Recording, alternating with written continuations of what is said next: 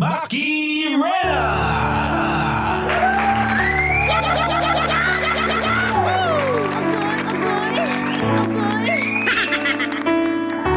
Maki Alam! Maki Alam!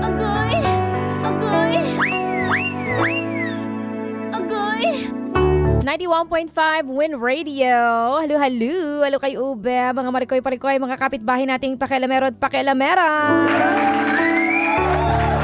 Nandito na naman, present never uma-absent ang inyong kumareng dakilang pakialamera. Maki Rena! Opo, Day, that's me. Live na live nationwide, worldwide, and unified at your service. Para pakialaman na naman ang buhay ng may buhay. At kapitbahay nating may pinagdaraanan sa kanilang buhay. Ito ang Maki Alam. Maki Alam! Maki Alam! Ano na mga marikoy-parikoy? Dami na naman ninyong ebas dyan sa comment section, ha? Kung gusto nyo rin makialam, mga kapitbahay, online, meron tayo dyang online huntahan. Pwede kayong makialam sa comment section dyan po sa ating FB page, 91.5 Win Radio Manila Facebook page. Mag-follow lang kayo at makikita ninyo ang ating Facebook post ngayon sa Maki Alam. Maki Alam! Yan yung title na Nabaliw si Bayaw sa ginataang susuko. Agoy. Ano raw? Nabaliw si Bayaw sa ginataang susuko. Agoy, ang sarap. Ang sarap naman ng ginataang suso. Ayan, makialam kayo sa comment section, ha? Talakan ninyo tong si Maring Risa. Kakaloka. Ito na naman po ang tampok sa ating storya, ang Bayaw series. Charing gola. O ano pang hinihintay ninyo mga kapitbahay? Kung ready na kayo, abay mas ready na ako. Tayo na't pakinggan at makialam sa problema at pinagdaraanan ng ating kapitbahay na si Riza ng Novaliches. Maki Alam! Maki Alam!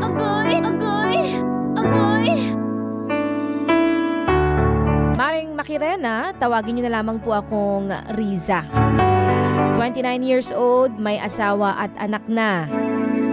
Dito po kami pansamantalang ninirahan sa bahay ng mga magulang ko kasama ang pamilya ng ate ko. Medyo magulo po ang utak ko ngayon, Maring Maki, dahil magulo rin po ang pinasok kong relasyon.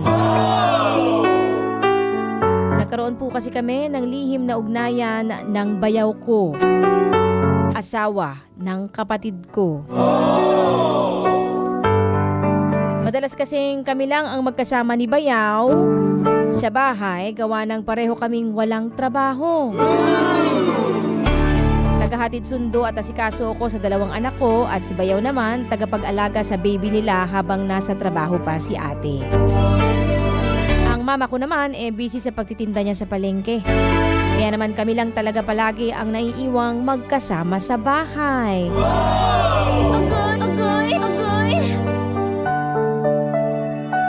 Nagsimula kaming maging close ni Bayaw nang minsang magka one-on-one kami sa inuman.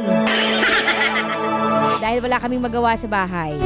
Hanggang sa nasundan ng mga banding namin, nandyan yung sinasamahan na niya akong mamili sa palengke.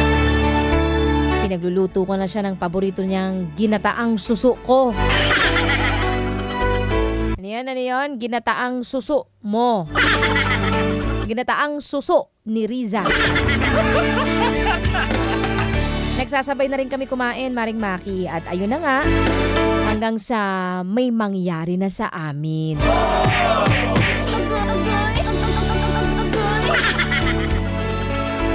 Ano bang gagawin ko ngayon, Maring Maki?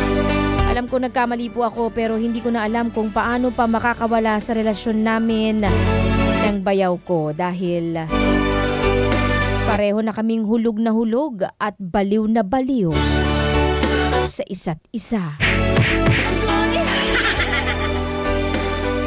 Nasa-stress ako lalo kasi magkakasama kaming lahat sa iisang bubong. Paano na lang kung malaman na ng lahat sa amin ang relasyon namin ng bayaw ko?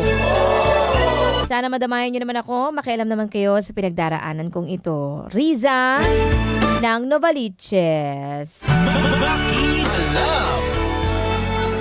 Maki Alam.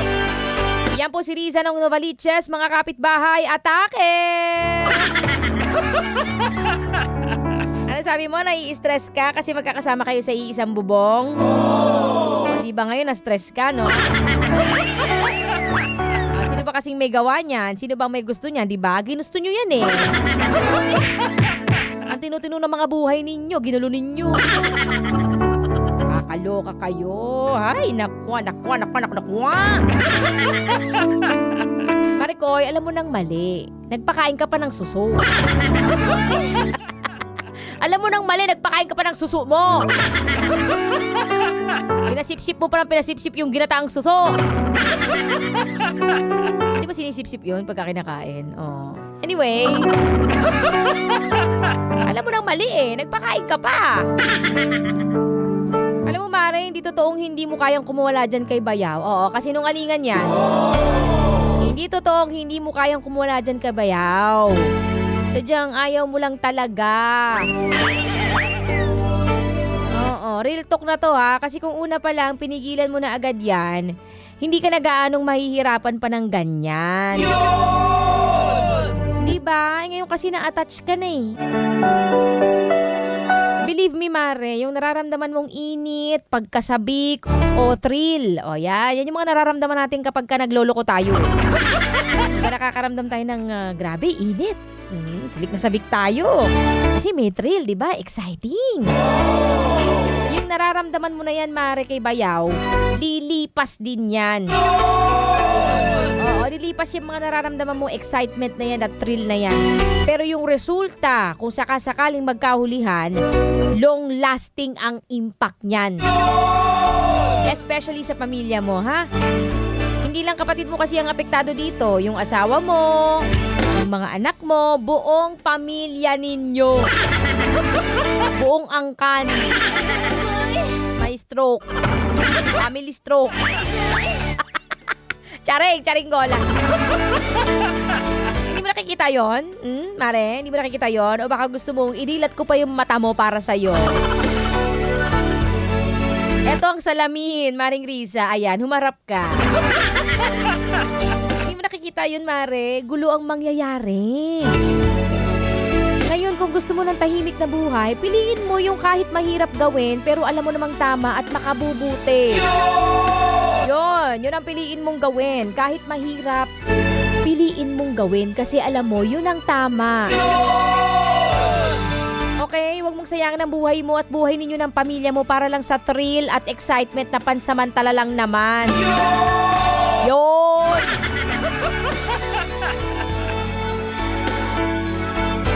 Ano mo naman yung thrill and excitement, di ba? Kung sirang-sira naman yung pamilya mo. Kung gusto mo ng ganyan, doon ka sa mga amusement park. Yan, sumakay ka ng mga rides, ganun. Babalik-balik ka sa space shuttle hanggang sa dumuwal ka. Yan. Total, gusto mo nung ganyan, di ba? Thrill, exciting. Doon ka sa mga amusement park. Ang relasyon na hindi amusement park, Mare. Kaya umayos ka, ha? Piliin mo ang tama kahit mahirap. Kalimutan nyo na ang isa't isa ng bayaw mo na ng mahilig ang bayaw mo na. Kapayan eh. Ay nako, mga kapitbahay, kayo na nga bahala dito. Inom lang ako ng gamot. High blood.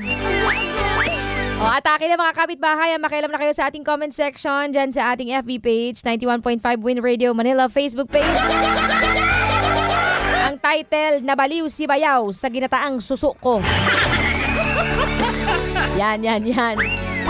Makialam kayo sa comment section. Tapos magbasa ka, Riza, ha? Magbasa ka ng mga comment para mahimasmasang ka sa kalokohan mo. Ay. Maki Alam. Kung gusto nyo rin makialam ako sa mga problema ninyo, mga kapitbahay, willing naman makialam si Maki.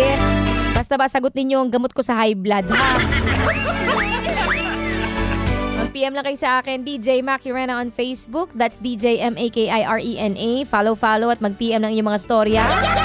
O or sa djmakirena@gmail.com.